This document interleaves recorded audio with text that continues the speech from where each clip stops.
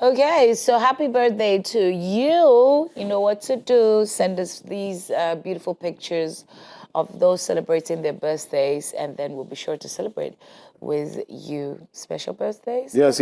So today is the birthday of Jifa. Jifa is a co-host on City TV, and so yeah. So happy birthday to you, Jifa. Even though you today, I forgive you. So happy birthday. Oh, could you have history with Jifa?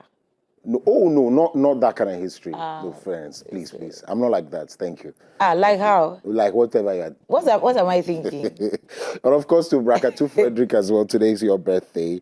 Teresa Egal, you're also celebrating your birthday today. Oh, there's also Angela Damsa. Now Mrs. Angela Question. So happy birthday to all of you. And of course, celebrate Greece and let God be God. Amen. Right, and all his enemies scatter. Yes, let God be God.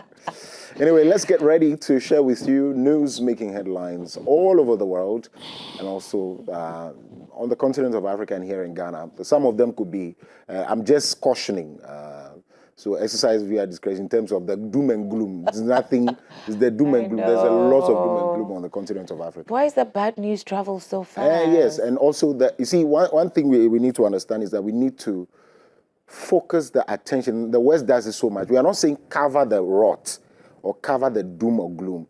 You must not be interested. We know that doom and gloom travels. But when you are going to cover, can you cover the progress too, as well? Because that is what people will see, and then it cascades. It has a ripple effect. And these things have to be taught journalists, though, right? And so, Wake Up Buzz Up. Stay with us.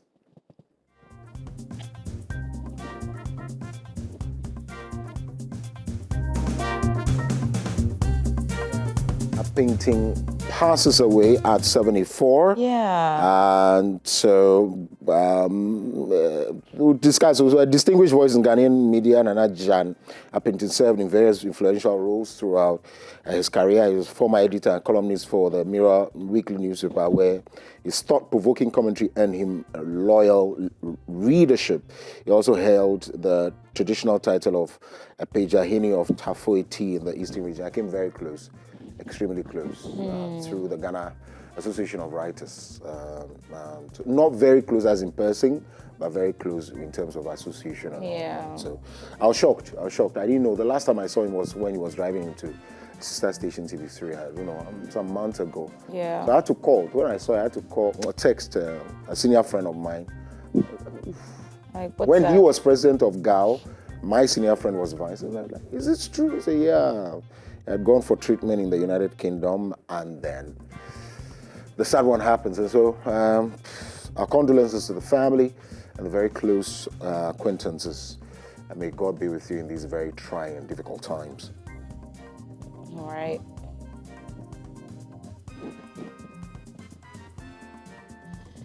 So the majority to lead probe into COVID-19 funds, JAPA deals, and then the PDS deals. So that's what the majority is looking at dealing with. It might not necessarily be this year, right? It might go into probably next year. Why? Such investigations might just, go all the way. Oh, they know. They know that we'll fast track it. We'll fast track it. The main thing is our monies. But he appeared to be shouting yesterday, like when he was reading, he was doing so on top of his voice. I don't know whether he wanted to. He was agitated or. No, showcase a certain bravado. Okay. And so when he began to speak, when he was not reading, his real self came. And so you just have to be firm and stand. This is my unsolicited advice. Firm and you don't have to be like your opponent where you understand. Yeah, you get what I mean. So relax. He was really shouting. Yeah, like he wanted to prove a point. Yeah. So, you may never know. Probably that's what. So we are waiting. Right. We are waiting. We are waiting for the COVID-19 funds. We shouted in this country. We had mismanaged it, and the JAPA as well. Please, let's bring all our monies back. Let's bring our monies back. And PDS, Yeah, right, PDS. right. Okay, Wontumi picked up by Iyoko on his way from the CID interrogation, so he didn't even get to go home. Just Iyoko picked him up. Yeah, yeah. CID interrogation. So yesterday night, if you were following the story, their party executives mostly had called people to amass some of them in the quest. Some of the journalists, one journalist was assaulted live on camera. These guys were doing what they know how to do best in terms of hunaing you as the journalist. Heckling you. So when the lawyer came, so apparently he fell sick in custody and so has been sent to the hospital. And then when the lawyer came, he was okay, like smiling and saying, oh, they were interrogated, they've been asked to come back after he's back from the hospital. And so my question then is, why the agitations outside? Nobody would. If Biadela does something wrong and they pick Biadela up and I know that Biadela did it, I will not go and stand there in solidarity. I will come to the court, but you go and face the rigors of the law. I'm saying it so that if she goes and do anything. But Wontumi, as of now, is in the hospital, so yeah, I'm sure they are giving you some drips and stuff to get. So I've warned you on national television. That's what I shouldn't do anything illicit. Exactly, but when I do, you have to come. I also have a problem with the fact that the moment there's this, national security, we're trying to do an investigation. It's like a whole party has been touched. Yeah, that's how I don't really know where that. We should. It is individuals that make a party. If Wontumi made money out of this thing, maybe yes, some he might have shared, but some actually goes to his pocket, right? And some of these things would be decisions that were made by him. So sometimes you should allow people to actually go through these processes and stop. He himself was even calling. Remember when he was? You recall that when he was locked up in the house, not locked up, when they wanted to pick him up and he would not come. Yeah. He was making calls on radio. Mumbo, come on, political, come on, bro. I can't do the treat thing here. You see the house? Yeah, really big, man. Really, really big. Yeah. Anyways. On to the next story. It's as though he's waving bye-bye. I tell you. Kwame Nkrumah bye-bye, Sam. Regional Minister leads demolition of illegal structures on Lashibi Ramsar site. So the Greater Accra Regional Minister, Linda Oklu, is spearheading a task force to demolish unauthorized structures built on the Ramsar site at Lashibi in Tema. The targeted buildings are located in waterlogged areas. Look, we allowed someone to build a hotel here at places, and the other day our architect told us that indeed, because I said it on either I saw another party person claiming that, so I thought it was a lie. But Reverend Nana Bafoboni agreed that that place is also supposed to be an ecological space or area and all, just like the Ramsar site, where all waters that flow from up would go settle in. People have gone to fill the place, build very, very sophisticated building on this land. And as though we don't have money to build. So that when their place will not flood, it is our place in town that will flood. Now when they are breaking it, you are kneeling down begging and praying and telling, cursing people, telling that as that they voted for whatever. You voted for what? So we should what? Abotre? Yeah. Okay. Yeah. So I feel you would feel same if your building is being razed down because you spent money building. That notwithstanding, it is wrong, right? But the question is, who sold the land? Let's look at the supply chain. They don't sell it. Who gave the land? They don't give it. So you think people just woke up and went to build over there? The understanding is that Ramsar sites must not be given. Permission must not be given. So you, the person who is going to build, the kind of buildings we are seeing there, the understanding is that you should know your stuff very well. And they are calling it Ramsar site. Have you checked the meaning of Ramsar site? No, the thing is, Okay, Right. that's what I am saying, because listening to the news, I actually saw a woman and she was, speaking Chi. She was actually really sad about this whole thing. And she was saying that the one who gave her the place kept encouraging her to even build. And the person, mentioned the person's name, the person works, I think the person works with, is that Forestry Commission? Yes, the guy was there himself. Exactly, and then he was saying that, no, why would I say I didn't take money from anybody? But you see, there's no smoke without fire, which means that somebody, knowing very well that that land is not supposed to be giving out, might have ridden on the ignorance of certain people to make them build on those places. Exactly. So you see. So it is not that, I mean, the person cursing shouldn't be the issue. It is about who gave them what. So you see, when you go now, the person, the thing that will be there, it will just be, pay them, the person the money. Because we all understand that Ramsar sites are not so, they are not giving, permissions are not given. It's not all of us. How many, okay, aside the Ramsar site, there are lots of waterways that people have built on. Who gave those places? Yeah, they told you. When you go, the assembly, in their magnanimity, will tell you that, this place, is whatever. Then if you want to go, they tell you, I tell you for a fact. Go and ask them. But you see, my point is that while you are in my local parlance, and I don't know, you would have to explain to it. Okay, all right. So, so when you when you when you grieve for the chick, you grieve for the hawk as well, because the hawk is also looking for food. The chick is also looking for some place of safety. The places that get flooded down here because of the activities of these people up there, who speaks for these guys as well? That's why I'm saying that we have to look at these officials who are responsible for these places. Who is supposed? So are you saying that the people who are responsible to make sure that, okay, the Ramsar site is not touched, and they've never been to that area, they never saw the foundation being built? Well, when we maybe come back from the news review, we'll get some of those details from Sister Steve. Yes, somebody has to get serious. So, producer, please. To build to that level, and then you raise it. And this is not the first time this has been done. The question is, would it happen again? Oh, yeah. Would it happen again? The president himself, in which generation? When there is by executive order. Let's raise everything down there, clear the place. And people were negotiating with him why it shouldn't even be done. Oh, no, we are waiting. The president has given order. There's a precedent, so he has given order. Right. Go to the next story.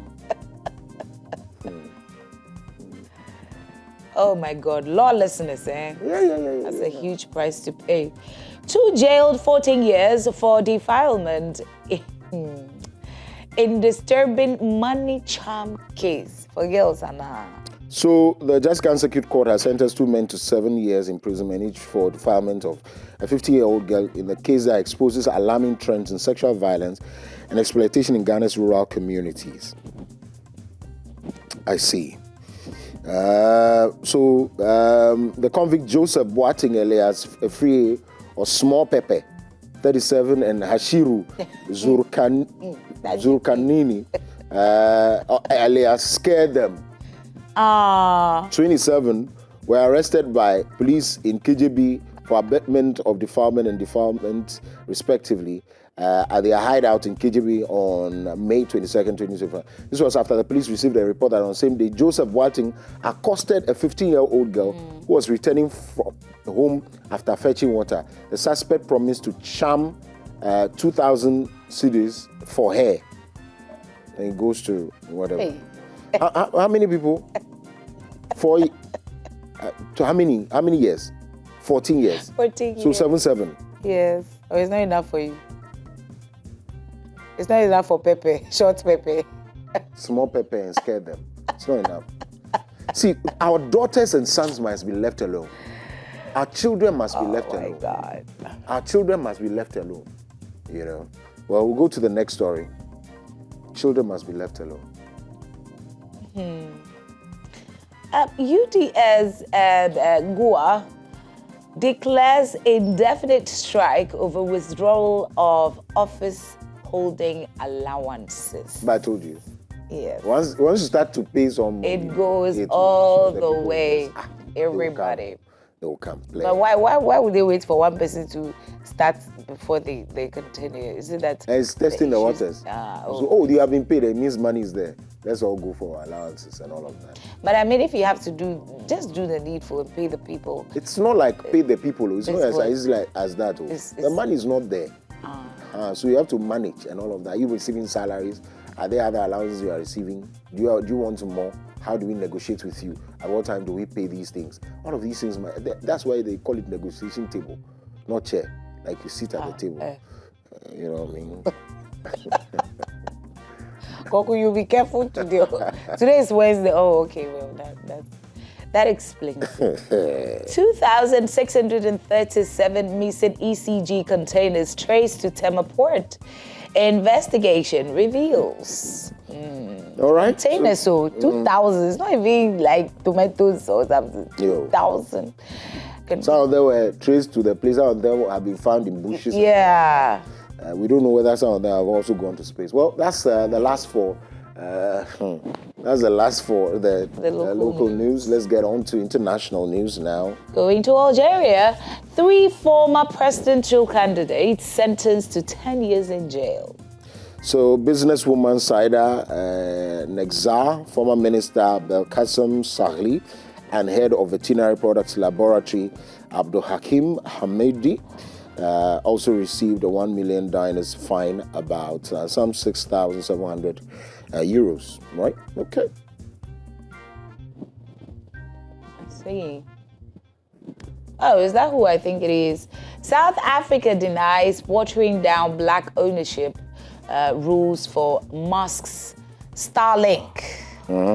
But why do you think the man will go to US? All the way to And of course, he is also a South African. Yes. So, Elon Musk Starlink Telecom's business will not be given special dispensation by South Africa to bypass the country's black ownership requirements. Communication Minister Solly Malachi said on Tuesday. That's a big market, actually. If he can go through it, why not? If he can go through it, will be good. Why not? Elon Musk. Yeah.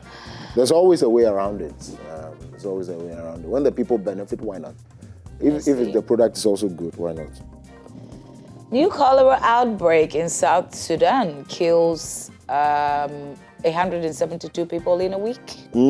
Affected more than 2,500 over the past week, authorities have said. And so most cases were reported in Sudan's capital, Khartoum, in its city of Omdurman, but cholera also detected in other provinces across the country. So, of course, these are the Ripple effects. Exactly, the leftovers. But that reminds me of the Mpox case. As of this morning, it's increased to, I think, 19.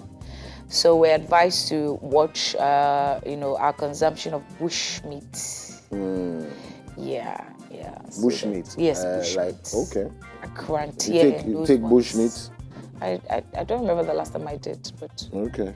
We never know. Very healthy, though. I understand, because yes. they don't have fat and all of that. Yes, but for now, because of the Mpox thing. Right. So, South African actor Presley Chweneyagae dies at 40. He doesn't even look close to that.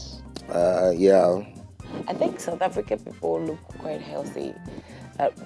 Maybe because of the way they dance, there's a lot of energy. Yeah. Like they're just ever young. I'm even planning to take some dance lessons. So that I could. Good word. You could have flat tummy. Yes. And it's very, very manly physique. This is why it's in between. We'll go to the next story. We better. Nigeria scraps controversial bill making voting mandatory.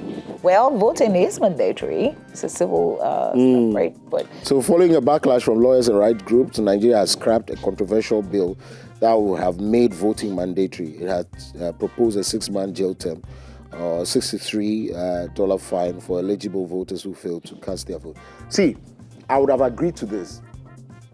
A lot of people use a lot of excuses. If we don't start taking responsibility, if you are calling for somebody to take responsibility, especially people who are in government, you want them to take responsibility. Why not you? It is a civic responsibility and duty to exercise your franchise in any, voting period, whatever it is that has been open to you. So if you sit down and be Adela and Frank alone, go and vote for the government, and now place,